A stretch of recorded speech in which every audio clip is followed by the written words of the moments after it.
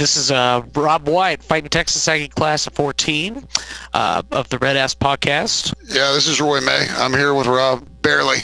I barely made it in. From the RedAss podcast, and we are on the Garrett Smith podcast, and we're ready to rock and roll and have a good time. All right, well, howdy everyone. As you just heard, we have the guys from the RedAss podcast here today, and I've been looking forward to this one for a while because it's y'all hit on a lot of topics that I'm thinking about but don't really ever hear discussed on podcasts or don't really jump into. And for anyone that went to A&M that wants to listen to their podcast, or if you didn't go to A&M and you want to hear about a better school, just jump on there and listen to some good stories from some good Ags. And I will tell you right up front, they are very good about not being political on their podcast. We were just talking off air about that while we were airing our political thoughts off the air. It's a very respectful podcast, very funny, and I've enjoyed listening to its first few episodes. Though I will say, I realize there's one I haven't heard, and y'all had Billy Lucci on there this past week, so I'm definitely have to dive in and listen to that. Yeah, that was our latest one. That was, I'll tell you what, that was a lot of fun because we were kind of going to do like a half hour of Luch, and then we were going to do a half hour talk about sports coming back, and he gave us the abridged version of kind of the origin of Tex Eggs, and that took about 48 minutes. So we talked a little bit about sports on the back half of 10, 15 minutes. But I tell you what, it's a fascinating story, and I know he's told probably the story of the origins of Tex Eggs in one capacity or another, a lot of different places. But he told me stuff that I'd never heard, and I've been on Tex Eggs since 2005. And I've had an account on Tex Eggs since 2005. I always lurked before that, but yeah, you get a chance. It's really neat just to kind of hear how it really started with him, while he was still in college and kind of moving forward and purchasing the company. It's a pretty good one if you're into that kind of stuff. If you're not, then just avoid it like the plague. Yeah, I kind of avoid the forums a lot of the time, but I definitely follow them for news updates and things of that nature. So I'm gonna have to check that out because love to hear how they got started. Clarify.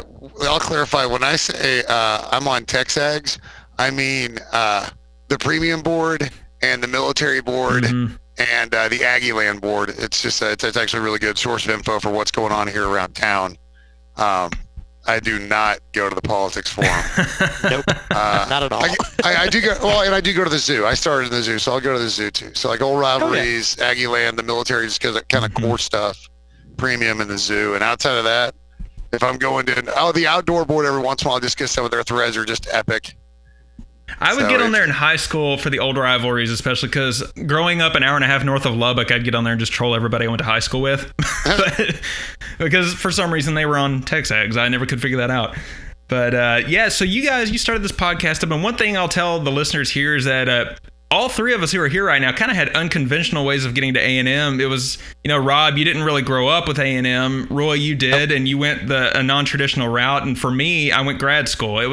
A&M was my dream school. There's pictures of me in baby attire watching us play Nebraska, a little baby onesie. But they didn't offer my major. So I was like, well, I'm not going to spend that much money to not get the major I need. So I just went to UMHB, and then as soon as grad school opened up, that's where I went. And that's actually how I met you guys. So I met Roy working with the 5 for Yale campaign back in like 14 or 15. I don't even remember which campaign that was.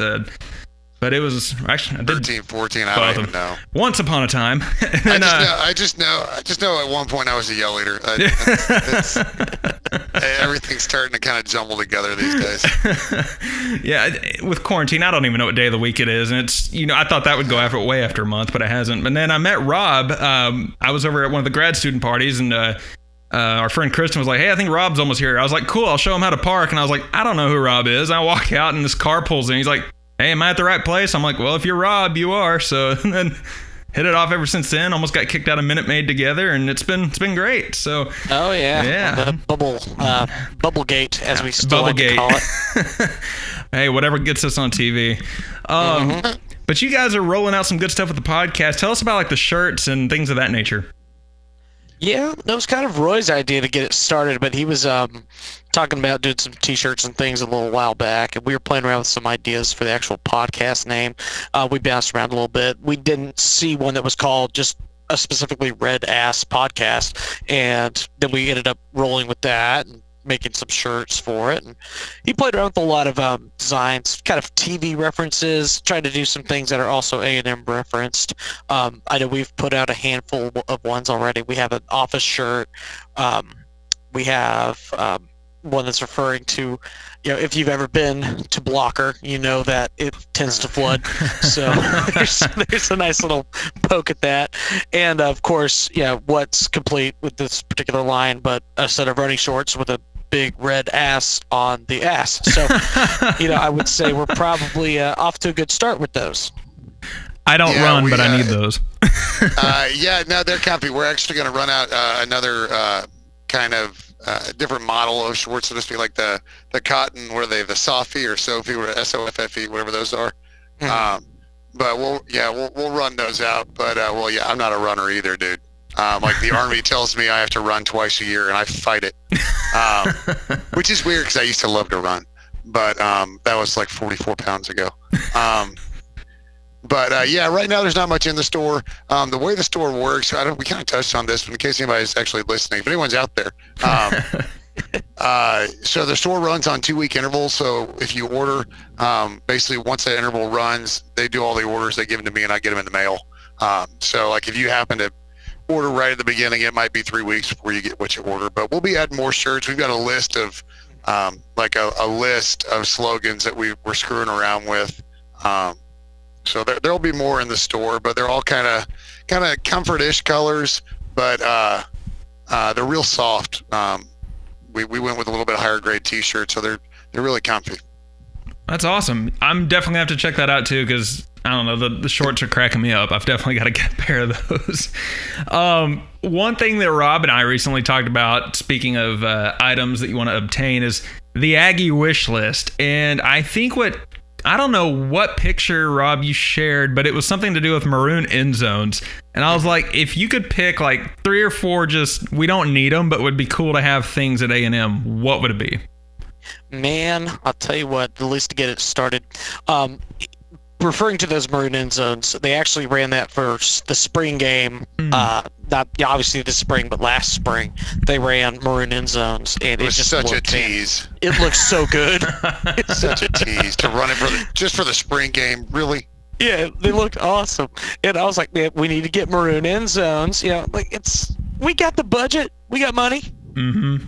Spend a little bit on maroon paint. There's not nearly enough maroon on that field. We've been doing white lettering for years. Let's add a little maroon in there. That'd be at least, the first thing. Secondly, I would say, man, I would tell you what I really want. I want to get Texas Aggies back on the Aggie baseball uniforms. Yeah. Kind of that 80s style that we were doing the 80s and the 90s for all of you Aggies that grew up with you that. You want the script and the sleeveless jerseys. You're talking like old school Rocky stuff. Oh, heck yeah. You bet. I mean, just Texas Aggie cool script on those. I mean, it was a great look. There was no bevel. It looked awesome. That's all we need. Mm-hmm. Now, obviously, I would say kill the bevel, but that gets roped into that a little bit. I would say, if I'm going to give one more thing... Dude, don't talk about the bevel. That's like borderline getting into political discussion. Yeah, that's bad. I'm pro bevel, keeping my mouth shut over here. Oh boy, with its proper use. I'm not having that conversation either. You might get a political discussion out of me before you get a beveled argument. I'm not playing that game, dude. Non-Aggies listening are like, what the heck are they talking about? Man, you think I lost followers for suggesting stuff about the statue? Open up about the bevel. I'll have like 30 people follow me on Twitter. Okay, but we'll table that. I'll leave that one for an Adam Drake episode. We'll table that because Lord knows he's pro. Anyway, but then if I had to give myself one more thing, so with this Aggie Park renovation they're about to do, there's one thing I really want in that park. I want a big musical stage in that park. Yeah. Because how cool would that be on game day, where you are scheduling various different, either local bands, bigger bands, and just have that going on in the park before the game. That's amazing. Free entertainment. Yeah. I'd love it. I mean, come on. How cool would that be? Who was it? The Mug Down or whatever that had like the lazy river going around it at one point. Oh, that'd be great. I thought he was about to say lazy river. I'm not gonna lie. I'd be down for that too. No, it's weird. Like, You talk about maroon end zones. I want Texas Aggies in the end zones. Yes, sir. That'd be cool. And just big block lettering. It's pretty simple. For baseball, I want Aggie Alley back. Yeah. I would love some outfield seats, like left center, right center around the big kind of green monsterish thing we have out there. And I'll just stay in the same vein of those three things that you brought up. So in the park that's coming up, I want them to really think hard about putting a pond in there, considering how mosquitoes work in the state of Texas. So, yeah. I seriously think about it, from about mid-June until really probably middle of October. Yeah. You're going to be tailgating, and I mean, if you can crawl inside the mind of a mosquito, I would think that's a pretty target-rich environment. I get 40,000 people hanging out. Yeah. True that. So maybe think twice about that. Either that, or make it some sort of like super chlorinated, almost like a pool water type thing. But then you got to talk about maintenance, all this other crazy. What is the capacity at Olsen now? I haven't even. It's about, I think, maxed out. We've had about 7,500. Okay. And that's down from where it used to be back in the 80s when you would let people sit in the outfield actively, and they would literally shut down the railroad tracks because people were parked on them. I love how my graduate institution's baseball stadium seats what my undergrad's football stadium seats. Yeah, it's ridiculous. It seems wrong. I just looked it up. That seems wrong. It says 6,100. Right, it's 6,100, but that's just the seats. That doesn't count the lawn area and standing room only. Oh, yeah, you know what I want? I want to get rid of the lawns. I'm down with that. Yep. Seriously, put seating over there. Yeah. I mean, they've actually talked, kind of staying on that same topic, they've actually released some renderings where they've talked about putting in some seating, basically eliminating the berms. Just put in bleachers, man. Seriously, I don't care. Yeah, that's what they're going to do. They're going to create just extended lower seating, and then there's an option for this kind of bowl. I'll send y'all pictures of it, and I'll be sure to post pictures to the podcast Twitter, but it kind of highlights some different ideas, like a bullpen that's underneath in the outfield. There's some kind of underneath seating. It looks like a really cool idea. Hey, at least we're not building a end zone that looks like body parts in our football stadium. Yeah, well, they could build seating over the bullpen, like you see in the major league parks that's already existing. Yeah, that's what they're talking about. Pretty simple addition. I just looked it up. The record was the SIP game in 2018, a little over 7,500. That was awesome. That was the Homer game, right? Where we? No, that was 16. Oh, okay. Was the Homer game? No, 18. That was just a standard win. Boys took care of business. Yeah. That home run game, man, in 2016, I just remember I was already on blood pressure medication. I almost had to go back and take an extra dose. When I was like, this is not healthy for me to listen to. I didn't have any video feed either. I was watching stat updates and had like Dave South telling me what happened 2 seconds after. People were getting ready to fight. It was awesome. Holy cow. I was so excited. Texas fans who'd been quiet the entire game, they tie it up in the top of the ninth. Now they're starting to chat, and then we walk it off, and everybody's at each other's throats. It was great. That's why when people say the rivalry's dead, I'm like, you just don't pay attention to the right stuff. Nope. I think my wish list is... The football rivalry is dead. Yeah. And yet more heated. Yeah. It's like it's in a coma. Yeah. Like, eventually, this miraculous Hallmark movie storyline, it'll come out of the coma and it'll save Christmas or some shit like that. I relate that football rivalry to Guns N' Roses. People always said there's too much money for Axl and Slash not to play again, and for 20 years the ego was like, no, we're not doing it, and then they're playing together. So yeah, it'll happen. It's just who knows when. I think my wish list is kind of petty, but I want more old Sarge imagery back in our marketing. I know that's probably more of a core thing, but I'm like, it was a part of A&M's heart, like, as stupid as that may sound, I've always been like, okay, I grew up, when I was a little kid, I had a little old Sarge stuffed animal. I had like the t-shirt. My dad has the old like trash can, the little aluminum trash can. It has him marching with the T behind him.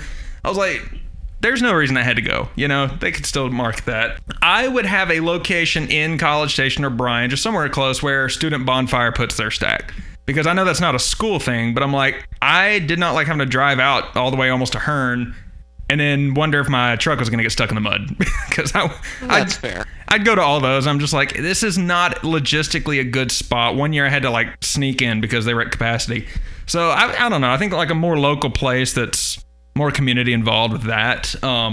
Maybe something like off of Rock Prairie or something out there. Yeah. Like some of those farms right there, right before you get to Tower Point coming from the south side. Yeah. Right.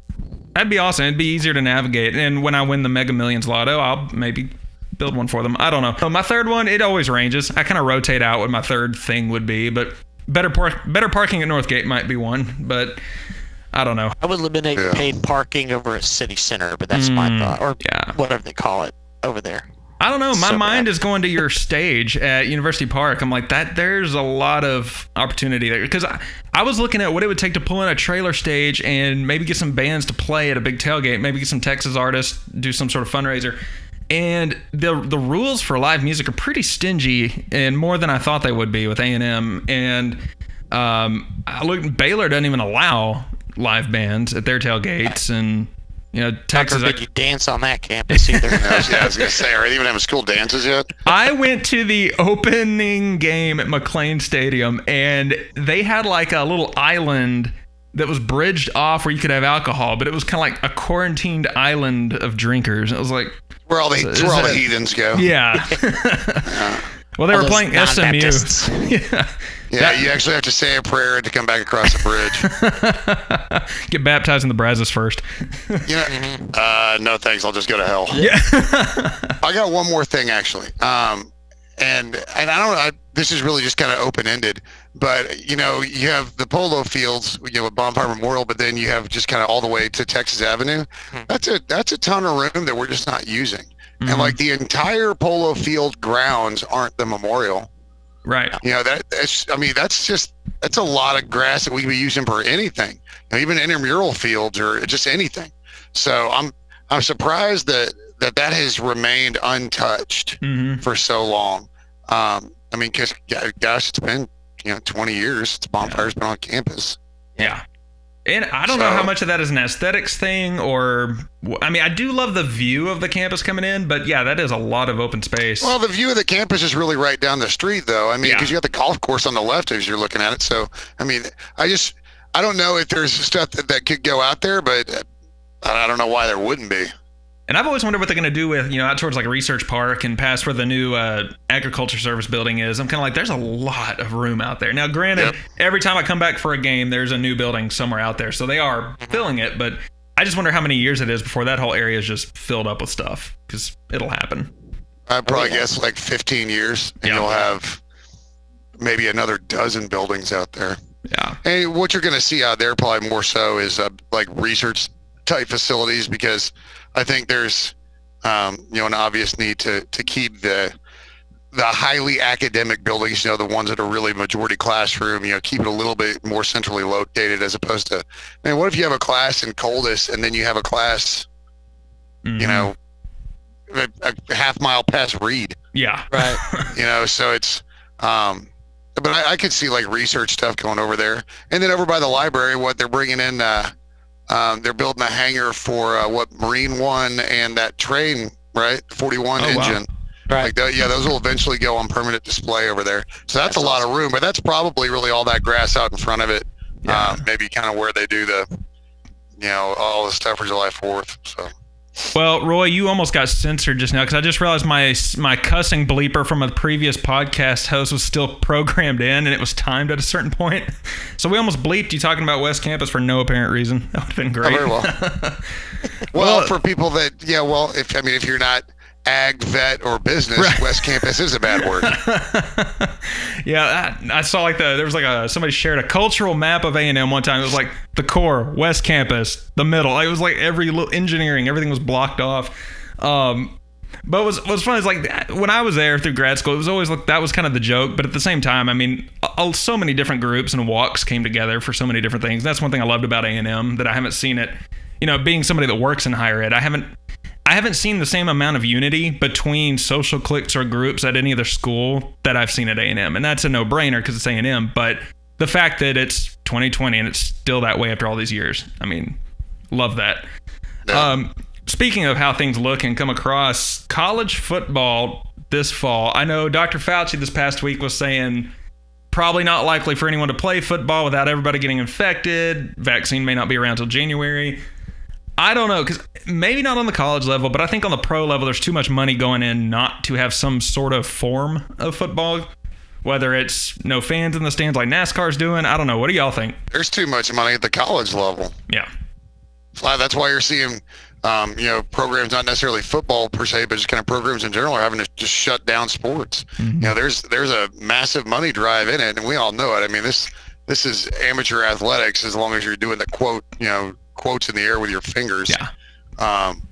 So, I mean, it's a massive driver, and these universities rely a ton on it because, it's not the football program, and it's not like you're going to have less chemistry classes if you only get 2 home games as opposed to 7. Right. Now, what it is literally all the other sports that depend on football to maintain, the athletic department staying in the black as opposed to going into the red. Yeah, absolutely.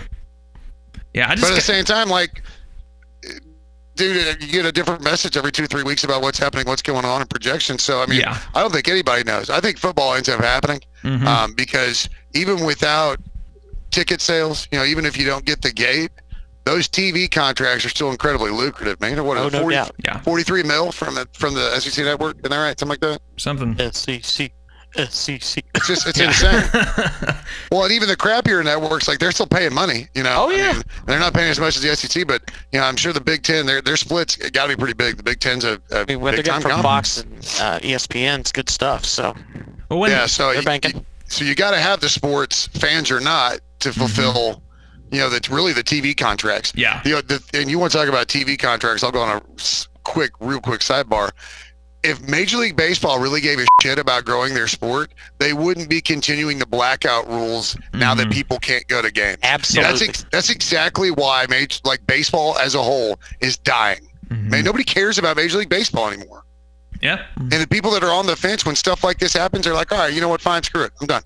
I'm done. My initial concern was, okay, let's say students are back or they're doing the hybrid half and half model. From a higher ed standpoint, and given that my job depends on keeping students involved, and based on what I've seen that keeps the camaraderie going at A&M specifically, my concern is, okay, let's say some students are back. They let a certain amount of people in the stadium, like I think it was 50% capacity at one point. Let the students have first priority, because let's be honest, in the state of Texas at least, and generally through in the South, and I will even give this to the Big Ten, football is a huge part of the tradition of your school. I don't care how many people say that your school isn't about football. It's there. Enrollment numbers will even indicate it. If you have a freshman class that has zero exposure to what fall at A&M is like, seniors graduate out, suddenly you have a junior class that only had 2 years, a sophomore class with 1 year under the belt, freshmen don't know anything. I mean, it's like you actually have a very limited chunk of students just from one fall that get all the traditions from a fall semester. And A&M can pull through. I don't know how many other schools can pull through with traditions, because nobody's got traditions like A&M does, but there are some schools with traditions. I think a lot of those can fall through. Well, because you go to other schools, and, obviously, tradition is we may as well have it all tattooed on our ass when we're Aggies. No, honestly, as much as we use it, it's true. It's because we use the phrase tradition so much because we have so many of them. And a lot of them are football related, a lot of them are sports related, a lot of them are school related, right? So we kind of have traditions. You can't walk 6 feet on campus without seeing something that has a story behind it.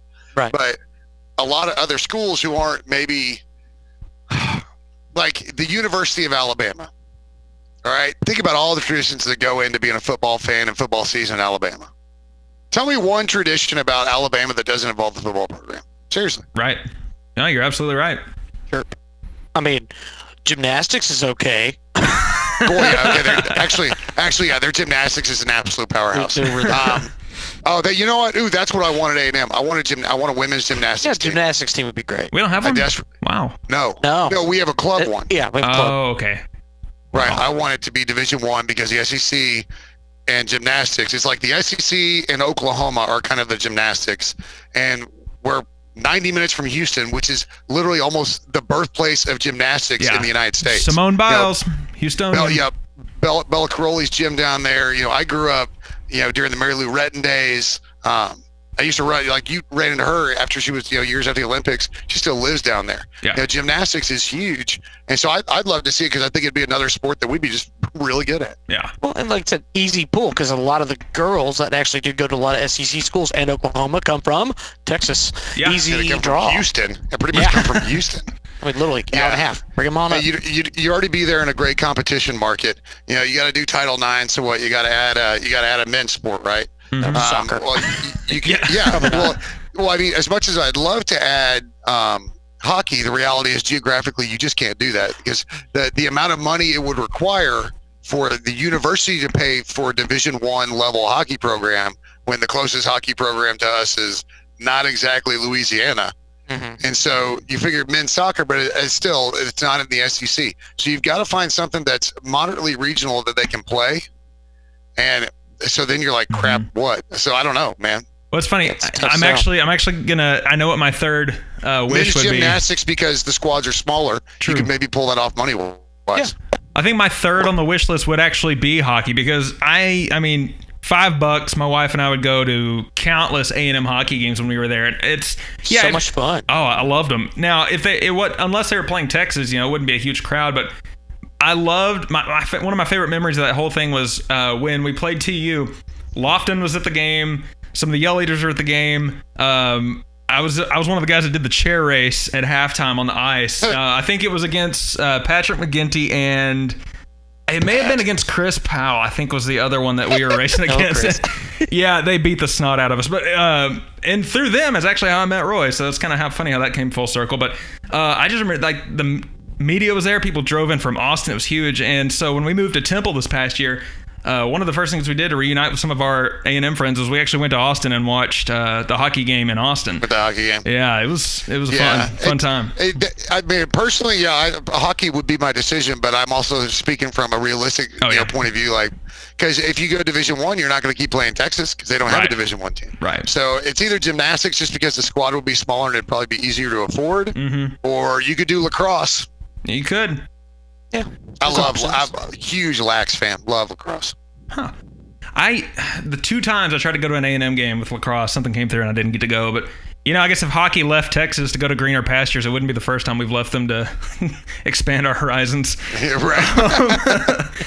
So, based on collective experiences with all the different sports, one thing I've wondered before we got to do this podcast is, given that we're all what I would consider well-traveled Aggies when it comes to road games and different sports and things of that nature, and I'm just kind of wondering, what are some of y'all's favorite and least favorite sports environments you've been in, whether it's for college or pro, but primarily for A&M?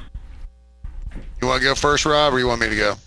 Oh, man. Let's do least favorite first. Least favorite environments. Okay, so I know this one's near and dear to your heart, Garrett, I already know where it's going. I'm so sorry. 2011, this is easily my least favorite road game I've ever had in my life. I went up to my sophomore year. We played Texas Tech in Lubbock for the last time, and that was an absolute show.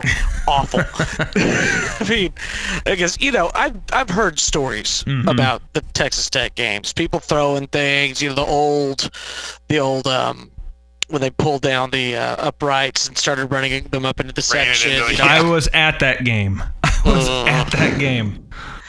It was terrible. But so we go in there. This is the last game. They vandalized the team buses with stink bait. They did a bunch of stuff. To kind of give you perspective on where we were sitting, it was me, two guys, the rail, and the edge of the student section. I'm about 4 rows back from the band. Ooh. So, I mean, well within earshot. And there was a guy who just picked me out. And apparently I was going to be his bitch for the game. He was like, I'm going to keep yelling at this guy. And so what kept happening was every time we would score, because we took the lead and we never relinquished it, I would just kind of look over him and clap along to Hot Time and just sing Hot Time to him every time we would score. As the game was wrapping up, as they started to file out, I mean, there were fights. There were people that were pointing out Aggies in the student section, get him out, get him out, or whatever. I get it. It's college football. People get wild.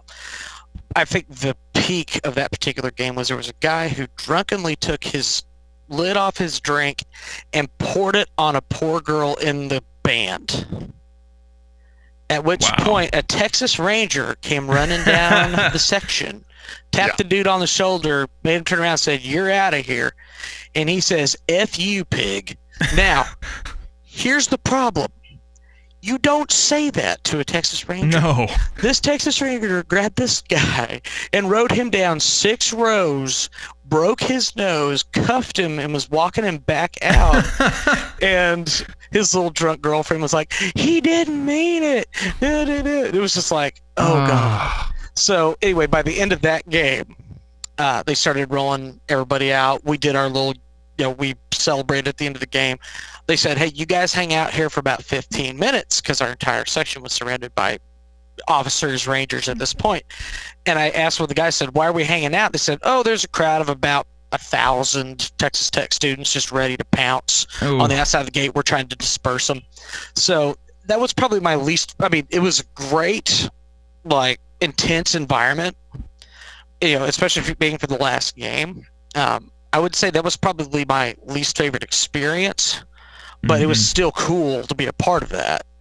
I would say probably my favorite environment that I've been to, other than that, I would say probably the box for LSU baseball. Oh, wow. I have not been there yet. I would love to go to a game. Oh, my God. You want to talk about, it's an engaged fan base that absolutely loves the sport. You've been to Starkville? And they will talk about it with you. What's up? Have you been to Starkville? I have not been to Starkville yet. I was going to say, go. wow, the box is better, because I feel like Starkville's maybe better than the box. More tradition in the box, but Starkville that place turned into. So Starkville is a very nice looking ballpark. Yeah. Generally, from what I've heard from people who've been to the games, one versus the other, it's more social hour over at Starkville because you're grilling in the outfield. Everyone's just kind of hanging out, doing their thing. Oh, hey, cool, we scored. All right, now let's get back talking about what we've been talking about. My language. It's a family thing, with Aggie baseball, it's always been, hey, there's about 1,500, 2,000 students up in the section that are going to be engaged the whole time, whereas virtually every other place, it's not really that concentrated. Yeah. It's more spread out. It's definitely more social time. But absolutely loved the box. Fantastic fans. And it was great seeing us pull out a series win there. Yeah. That was very cool when we were not expecting to do so. So great experiences for them. Tip of the cap to the LSU folks. Bucket list place, where you want to go next. Well, he mentioned it. I really do want to go to the Dude for Mississippi State baseball. It looks really, really nice. If I actually had to pick a college football environment, I might be cheating here, but if I had to pick a college football environment, I really want to go to Wisconsin. Oh, wow. Bad. Ooh, yeah. Yeah, Madison. I want to go up to Camp Randall, because everything I've seen from the videos, they're intense. They're very, very much into the game like the 12th man is. Wear red. And just generally a great fan base and a good football team. So I really hope if Ross hears this, I doubt he will, but Ross, schedule a home and home sometime, please. I want to go to Wisconsin so bad. I will tell you, I went to Wisconsin Whitewater for the UMHB playoff up there back in 07. Their fans made Tech look like Mr. Rogers' Neighborhood. It was so vulgar. They're intense. It was bad. Yeah, I'll piggyback off what you said now. I think one of the worst environments I ever went in was Texas Tech in 03 as an A&M fan, because we lost by 30 that night. And the game didn't kick off till 9 p.m., but I've noticed, and this is going to sound like a diss on Tech, but whatever. The higher their admission standard goes, the better the fans are, and there's still improvement to be made. But I was when I worked for them as a recruiter, what I realized is there's a lot of parallels you can draw between that school and A&M, no matter how bad neither school wants to admit it. But to me, Texas Tech is like your best friend that is an absolute nightmare belligerent when they're drunk, and you fight, and then you're cool the next day. Whereas I thought they were the roughest environment until I went to a game in Austin. The last time we ever played in Austin. And I had been told, hey, yeah, it's a big rivalry, but they're actually pretty similar to A&M fans. They're friendly, whatever. I was like, okay, cool. They were not. A lot of them were before the game started.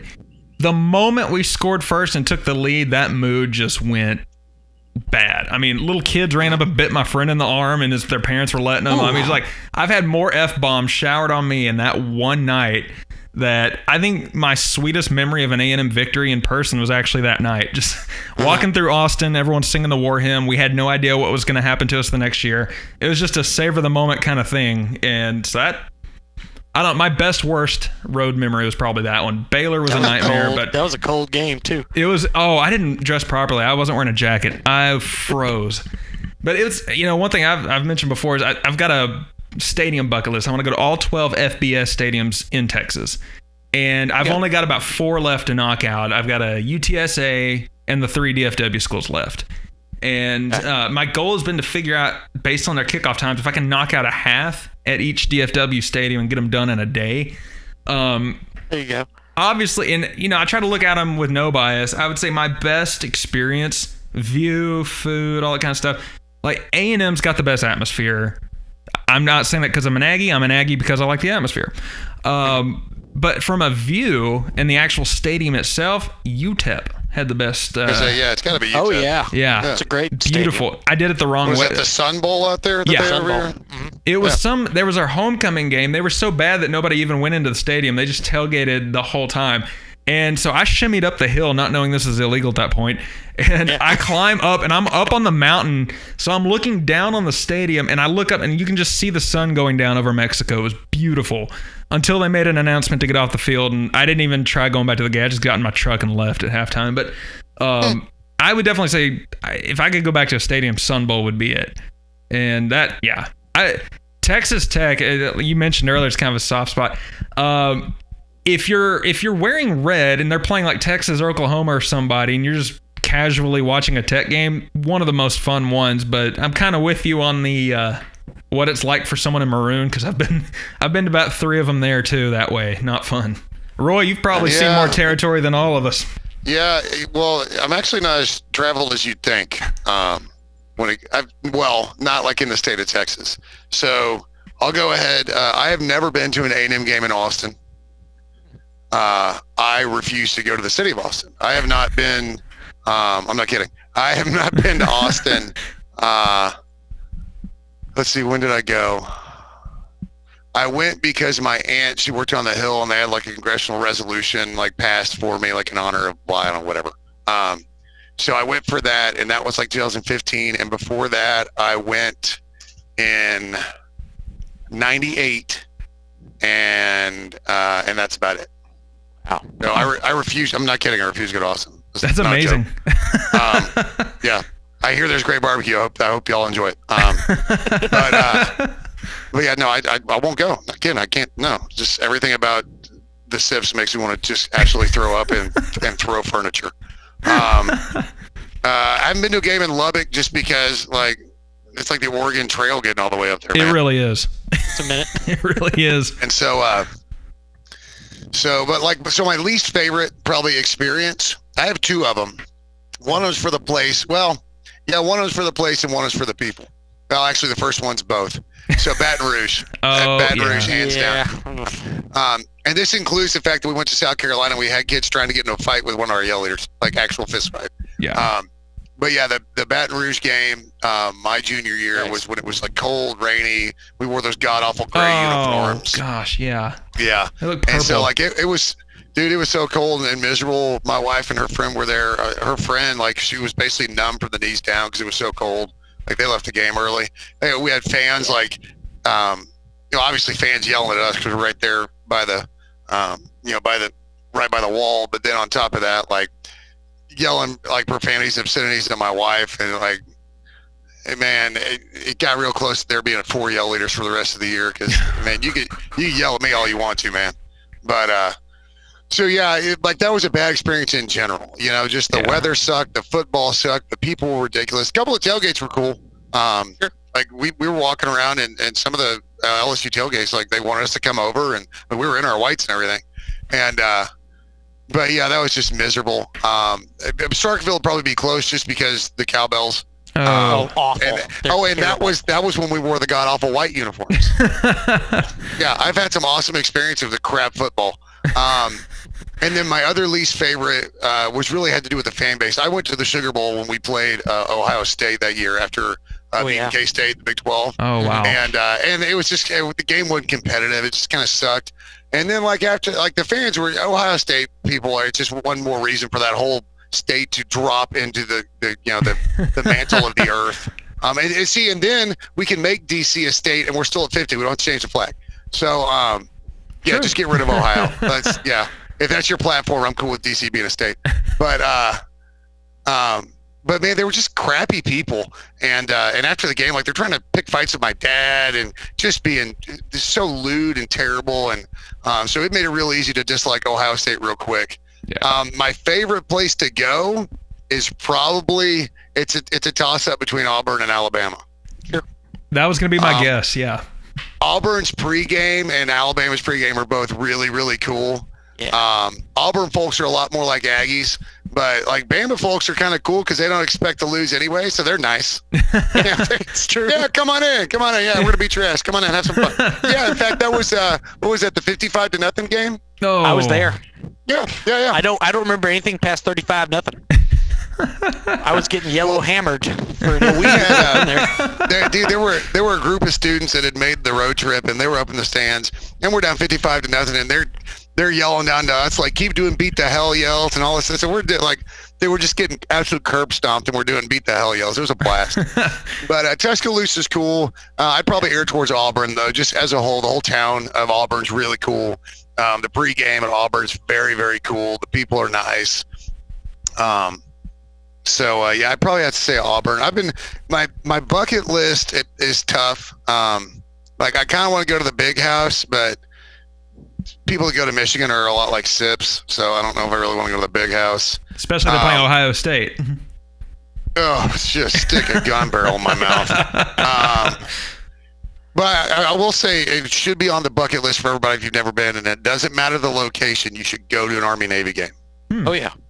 The tailgates are phenomenal because it's all a bunch of active duty and veterans, so there are alarming amounts of alcohol, and everybody. But it's a fun rivalry. There's nothing truly mean about any of it. Mm-hmm. The march-in is awesome. The game is fun. It's it's a different kind of football, so it is what it is. But to have the core there and all the squids there, and just it's a ton of fun. And I'll go a little further and say if you ever get a chance to go to Mikey Stadium at West Point for a game, same thing. The atmosphere, you up in the mountains around the Hudson. Mikey Stadium is real fun. You got the Lusk Reservoir with the cannons right across the reservoir. It's a lot of fun as long as it's not butt cold, which it probably is. Yeah, you need to go to a September game. Yeah, to hit it early in the year.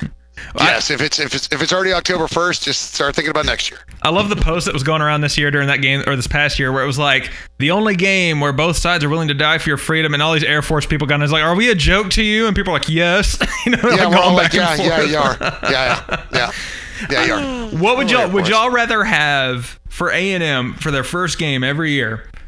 Do a rotation out of 2 or 3 of the other Texas schools that we used to play, or the military academies? Service academies. Service academies would be really cool. You could do such a cool pregame with that in halftime. And I got to be honest, I think you make sure that it's not like a home and home type deal, mm-hmm. but I think you make sure that you're every couple of years you're rotating to play there. It's good for them. It's good for their program too. So here I've got a good one for you. So would you rather go to let's say the Red River Shootout was still in Austin? Ooh. Would you rather go to that game wearing burnt orange, or would you rather go to the Horseshoe and wear Buckeye red? Buckeye red, because I've never been to the Horseshoe and it'd be a new experience. Yeah, it's one of those things where if the Sips were playing Ohio State, you are legitimately rooting for the asteroid. Right. I struggle during Texas OU. I've been called a bad Texan for rooting for OU. I do not struggle. That is the one day of the year for about 3.5 hours that I can prove to you that I know every word of the song Boomer Sooner. Just like they all know the words to the song Boomer Sooner, which is Boomer Sooner. Yeah. Sooner born, I'm sooner bred, and when I die, I'll be sooner dead. Well, when you play the song on every down on offense and defense, I mean, they do need to expand their playlist just a touch. Was it the LSU band when we beat them and we were in the end zone every. Oh my God! But at the same time, like think about this, like when we used to play the Sips, every time they got a first down, every single time where they play. Oh yeah. Don't do it. Oh no. So, but think about how much it just drives you batty every time. Think about how much that must piss the Sips off when they do that. Yeah. So like, I'm kind of in favor of it. Like that's part of the home field advantage, or just really having even a traveling crowd. Part of it is to kind of piss everybody else off. Yeah. That's the beauty of it. I will say this: I'm so thrilled that the Aggie band. I don't know how, because initially they were talking about sending the Aggie band. If they were going to go, they had to go in full to go march, and I'm so glad that they figured that out to kind of get a smaller band to go. Mm-hmm. Because it makes such a difference on the road to have the band. Well, and they did it the right way. It's the white belt band. You know, in the grand scheme of things, freshmen and sophomores need to be home studying, because your home game weekends, you're already slammed when you're in the band. It's an all day event. It doesn't matter when kickoff is. And trust me, I know, because they all used to complain and piss and moan to the yell leaders. Like, man, we've been here since blah blah blah. I just want to punch them all in the face. and I love the band, like I do. I mean, my dad was a BQ, but you know, and so then your reward is, you know, if you get to your junior year in the band, you academically stay in the core, and you know, just going through. And the band units are the toughest units. They're the best units in the core. They really hold the highest standards. So if you make it to your junior year, your reward is to be a part of that white belt band. Mm-hmm. So it's almost also serves in an incentive. Like, dude, you're going to get to away games. You know what I keep waiting on, though, from the Aggie band that I've yet to see? It's probably out there, and I just haven't found it. I want someone to wear a GoPro when they do the 4-way cross routine. Like, I want that whole have to. Okay, so there is one online. It is during practice when they run the practice field. Mm-hmm. But there is one online that you can find. And is that from like 12 years ago when they were back on that? Yeah, I remember that one. Yeah, the old practice field. It'll make you dizzy, but yeah. No, you're never going to have anybody in the Aggie band with a GoPro on, because like they stuck it on McGinty for one game, mm-hmm. and I thought it was hilarious because they gave it to us, and of course Crawford looks at the juniors. He's like, all right, guess who's wearing it? I looked at Pat. And I said, I'm older than you, Pat. Enjoy the GoPro. But the leadership of the band would never allow that. Yeah. If one person was just completely out of uniform like that, Colonel Ray would freak, or Dr. Ray would. And rightfully so. Like I'm fine with it. Don't get me wrong. But well, speaking of music, that's actually a perfect segue into. I promised Rob we'd touch on Texas music a little bit. So last time I saw Rob, which was like 2 weeks ago when we were in Belton, and they had just kicked off the Texas Music Life poll on Twitter, and. Roy, I don't know if you saw this. They had a 140, almost said team, artist and band bracket, and I voted in a lot of that. Awesome. Well, I was one of the, like, in the qualifier round where, it's like the little Baptist and Catholic schools that want a chance to play Kansas or Kentucky. Oh, yeah. Weren't you in, like, a terrible play-in game seating or something like that? Yeah. And I looked at who was in it, and I'm very good friends with two of the other three. And I was like, oh, this sucks. So we were actually texting each other. Didn't you get put up against, like, George Strait or something Granger ridiculous? Smith. He got Garrett Smith, and Garrett got Granger Smith in the first round. Yeah, it was. I shouldn't have gotten past the qualifier. I was in there with Cross, Rags, and Young, and I'm like, okay, if Grady Cross or Randy Ragsdale see this and they tweet it out, I'm done. Well, I don't think they ever had a clue that it was going on, so I ended up sneaking into the first round. Yeah. And then I was like, okay, I'm with Granger Smith. If people just go too quickly and they tap the wrong G. Smith, I've got a shot at this thing. And I took a third of the vote. I will take that butt kicking with honor. It was not bad. It's all right. We ended up getting stuck with Pat Green. Yeah. So that's all right. Hey, to be fair, if someone listens to Jordan Nix and listens to Pat Green and doesn't know the song, they might confuse which one is singing. Sorry, Jordan. He hates that comparison, by the way, Roy. I know. Some people say that he kind of sounds like him, and he's like, I don't think he does. Stop telling me that. I don't think he does. I think it depends on the song. I've seen Pat live. I've had all the Pat CDs. I don't think he sounds like Pat. Pat is a second cousin of my dad's, and I'm like, I'm sitting here, I'm like, I haven't even thought to reach out and get him on here yet. So y'all made it on here before Pat Green, so that y'all are in the honor zone here. I saw Pat Green when I was a recruiter in San Diego. Oh, wow. Yeah, he came to the House of Blues in San Diego, and we went to the show, and it was a ton of fun, man. He's having a good time. And I'll put it this way, like it's at one point during the show, everybody there figured out what color boxers he was wearing. he was playing, he just dropped his jeans and everybody's just like, what the hell? Like awesome. He wasn't missing a beat either. Like he was just like shifting chords on the guitar and just the belt comes out and he keeps playing and singing and we're just like, I'm not really, this doesn't even apply to the song he's singing. What the hell's going on right now? Hey, if that's what rockets you to success, I'll have to keep that in mind for when the bars eventually open and I can play again. Well, this is when I guess that would have been like when Wave on Wave had just come out. Oh, maybe. Yeah. But yeah, it was cool though, like it was in the San Diego House of Blues, but they brought in Lone Star and they brought in Shiner and it was a really good time. We hung out afterwards and I talked to the band. I mean, I'd never met any of those guys. I'm not in the Texas music industry. It's a rough field. Don't jump in. No, I'm good. I'm also not on the verge of it, so you're good. Yeah. Yeah. I don't know. They might be trying to thin us out here over the next few weeks, but I won't go down that rabbit hole either. That's honestly, that's what it feels like. It does. I was lucky enough to get 2 shows squeezed in there between the first and second lockdown, and they went okay, but God. Our first 2 shows were supposed to be this weekend. No. I know.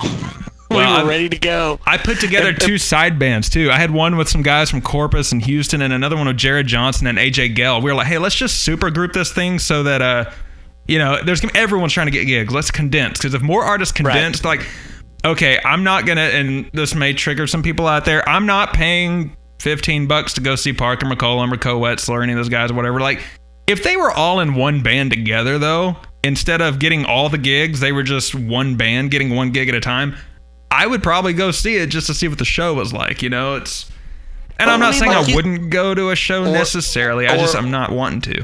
Or if they play bill together, man, you pay $25 to see all 3 of them. Yeah. Individually. Mm-hmm. Like if they ran 3 sets. Absolutely. No, Rob, you and I have talked about this. Some of the great rock bands that were just these conglomeration of superstars that put together these bands. Mm-hmm. But I'll say this, and I'm obviously not as deep into the music industry as you guys are, and Chris Stapleton is one of the most phenomenally unique and awesome talents I have ever seen, or I love his voice. Because he's actually country. Yeah, well, he's almost more bluegrass than he is country, like old school Kentucky bluegrass. But, and I might get crucified for this, I like the Steel Drivers better than I like him by himself. Makes sense. That's fair. I love the Steel Drivers, and he's phenomenal. Look, he's the kind of guy that he can do the George Strait. He could just stand on a stage with a microphone, a guitar, and a spotlight and kill it. I mean, I love the Steel Drivers. I wish he would still just dabble enough to put out albums with them. Mm-hmm. Yeah, I don't like when an artist completely leaves a project behind. I think you can still maintain. Look at me. Both. I started these side bands so that I could play bass guitar. I like doing that more than I like singing. But I was like, okay, I can still do my songs. Yeah, I can sing there are about 5 of my songs I can sing while playing bass guitar. The rest of them, the rhythm gets screwed up. But I was like, okay, if we super group, I can play bass on y'all's songs. I can do a few of mine. We promote each other, build each other's fan bases. So we may still do that online, and I'm hoping so. We'll send you the link. We may do what Post Malone did when he played the Nirvana show. Wearing a dress with Travis Barker and whoever else, but that's crazy. That was a trip. Well, and like you said, there's just no reason to leave it behind, because if Stapleton had hauled off and gone to sing gospel, I get it, but he's literally in the exact same genre, mm-hmm. singing incredibly similar sounding music. Yeah. So it's not like you even have to flip a switch to go back. Right. Yeah, we may have to record this and send it to Cody Canada, because I'm getting some strong vibes on my opinion there as well, but totally different. Oh, yeah. Totally different history. Since he departed. Departed. Well, I was actually going to go see Cross Rags and Young before all this. Do that one more time and I'm hanging up. I'm going to have another soundbite just for that. Yeah, I don't know. There was actually an Aggie Music Twitter beef the other day, I noticed. I must have missed that. What happened? The association had a A&M graduation party. That was the Jamie Lynn Young thing, right? Jamie Lynn Wilson, yeah. Wilson. Yeah. So sorry. They had all these Aggie grads lined up. And so they had Rich O'Toole, Roger Krager, probably like Robert Earl Keen. I don't know who else was in there. The usual, yeah. Then Bree Bagwell was on there, and she went to Texas.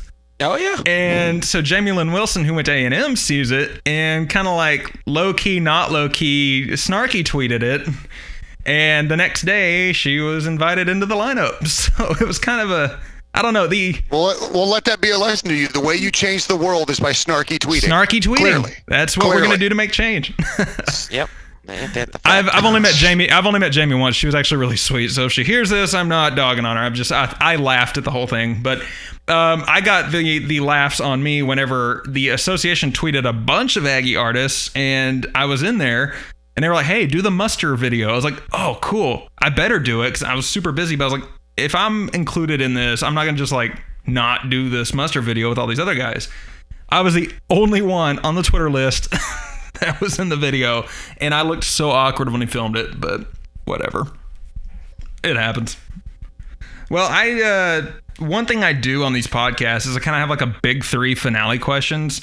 And they're usually more musician based. But I have the music ones for Rob, and I have a couple for Roy that I'm curious on.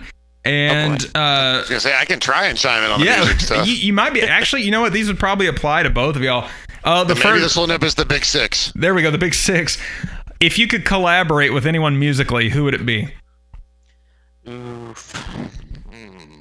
Collaborate with anybody. Now, is this strictly within the bounds of Texas, or is this anywhere, anytime? Anyone with a pulse currently. Anybody with a pulse currently. Okay, sorry. Well, that rules out a lot of musicians, you jerk. Oh man. If I had to... Okay, I'll give you one. One of my favorite bands of all time is a band called Red. Absolutely love Red. And if I could play with those guys... I mean, granted, the two brothers, one of which plays bass, they've been there since the beginning. But that would be a band that musically, stylistically, I absolutely love. I would happily go play with those guys. Absolutely fantastic. Within the bounds of Texas, I would say of the folks that I've interacted with in various different bands and seeing how their camps work, I would say, honestly, one of my favorite groups of people, William Clark Green. Oh, that's a William Clark Green's group. I mean, they're real good. He's a great songwriter, great singer. I mean, if I could get on a train, because that's a train that's going. Mm-hmm. I mean, that would be a great opportunity. It's not going to happen, but I would love to play with him. I've heard he's a fun guy too, because on episode 5, I had Jonathan Sines from Flatland.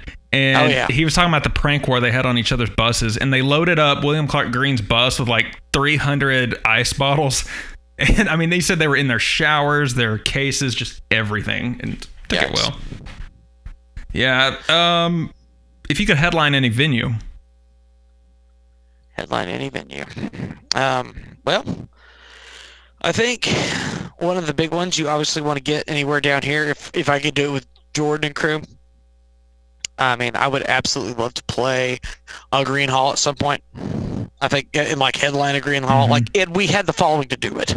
Yeah. Obviously that's a given.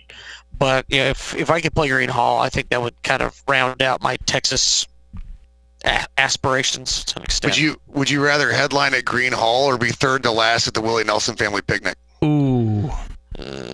Probably headline Green Hall. Yeah. I mean, don't get me wrong. I mean, I like Willie Nelson, and that's good exposure. But if I got to hang out with Willie, I've always that'd had be an cool. affinity for Green Well, yeah, Hall. no, everything comes with that. You get to hang out with Willie. You get to hang out with the other massive stars he brings on. Yeah. If we hang out with Willie, certain things are happening that I want to talk about on the podcast. But no, actually, that would be really cool if we could, though. Yeah. For sure. Heck, I'd play Green Hall without the following. I'd play for 3 people. Dude, I don't smoke, but if I hung out with Willie, I would go like 1 for 1. Like for every joint he smoked, like I would drink a beer, and I still think he'd outlast me. Yeah. Oh yeah. Yeah.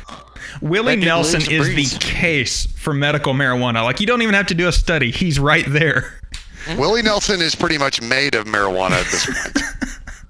It's true. We'll be saying the same thing about Snoop Dogg when he's 136.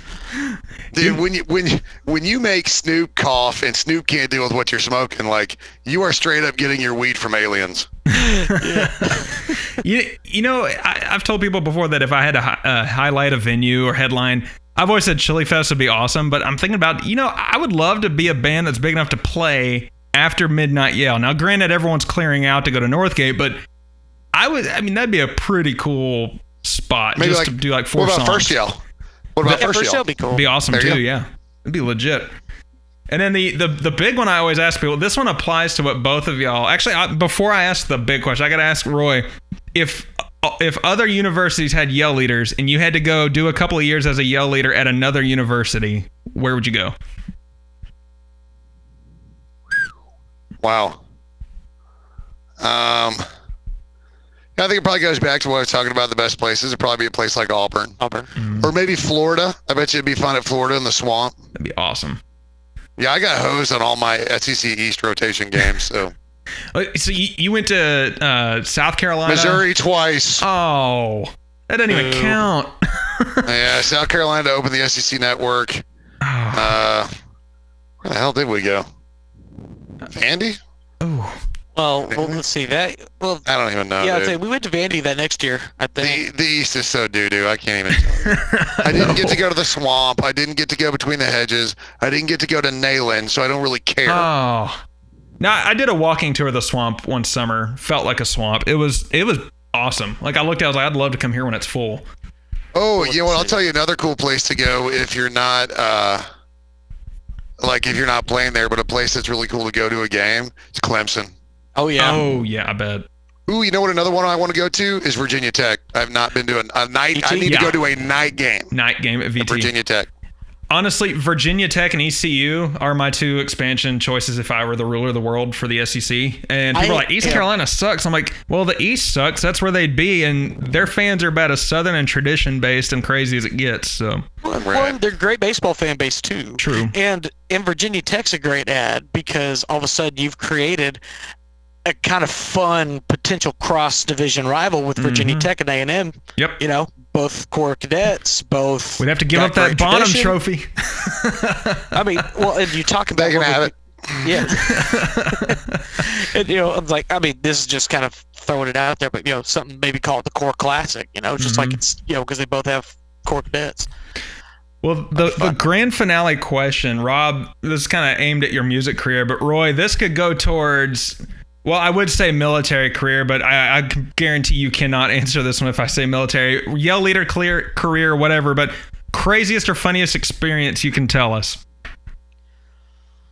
Oh, craziest or funnest experience. Well, you better go first, Rob, because I got about 30,000 more trips around the sun than you do. So let me think about this. You're good. Oh man, from a musician standpoint, oh god, probably when I passed a kidney stone before we went and played in Corpus. No.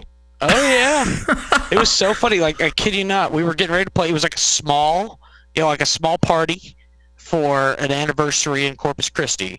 We're at the hotel beforehand. We went and ate dinner, and I was trying to, do my business, and for whatever reason, everything was just painful. It sucked. I was like, God, this is awful.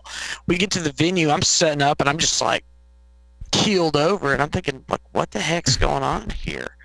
And it just, eventually, I remembered that I passed one when I was in 8th grade, so not good. But I had this, and I remember the pain, and I thought to myself, okay, I need to get over to this, there's an urgent care thing, like right down the road. Let's go there really quick. So Jordan, Robert, and Dane, our drummer, we actually, those 3 played the first set together. And I went over to the urgent care, went in, because they said, the urine sample, right? And at that point, when I went to do the urine sample, I guess I passed it then because all of a sudden I had flow, whatever. Yeah, we're getting off topic, but still, it was so funny. It came back around, and they looked at me and said, well, judging from what we can see, we don't see anything there. We can tell there's blood, but everything else looks good. We think you passed a small one. And then I turned around and went and played the show. Wow. Because I'm dedicated. I'm just glad you didn't pass it during the show. No, it was awful. It sucked. But you know, it's a fun story, and you know, Jordan makes it a point whenever we go places. He said, "I want people that are as dedicated as my bass player to come back and play after he passes a kidney stone or comes on stage." So yeah, that was probably the worst. Probably one of the wildest things that's happened to me before a show. Jeez. Yeah, that's hard to top. It sucked, but that's all right. Awesome. Roy looks Hi, Roy. deep in thought. Man, I'm just sitting here trying to think. I'll give you an easy one right before that. What should people order from Good Bull Barbecue? I don't know. The doors are closed. When it's tacos, man. Barbecue tacos, dude. If you don't eat the Big Mac, you're not eating right. Dude, I'm just trying to sift through all these things and try and figure out what statute of limitations have run out. Some of the craziest stories are just some of the simplest ones. You know, it's when we got together, we got back from deployment, and you know, the whole unit doesn't come back all at once, so it kind of staggers back. And then the whole unit came back, and we had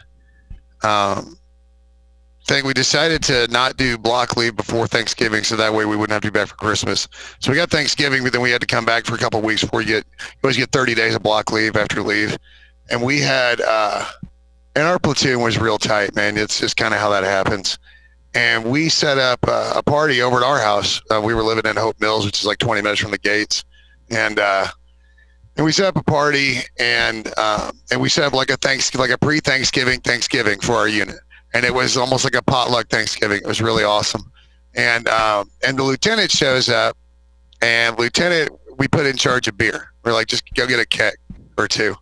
And it was like 25 of us, and you're talking, you might need 2 kegs. Get the AA for, you know, 82nd All-American, 82nd Airborne. No. The other AA is what it stands for. But he shows up, and I remember he showed up with like Amber Brown or Amber Bach, and we're just like, you're a terrible human. But it ended up, so we had a deep fried turkey, we had an oven turkey. I remember, we partied the night before, and then we did Thanksgiving, you know, the next day. I came down, and a buddy of mine, we had a bonus room, all kinds of rooms, so everybody's kind of crashed at the house. I come down, and he lived in the barracks, but he was an older dude. But he volunteered to do the green bean casserole.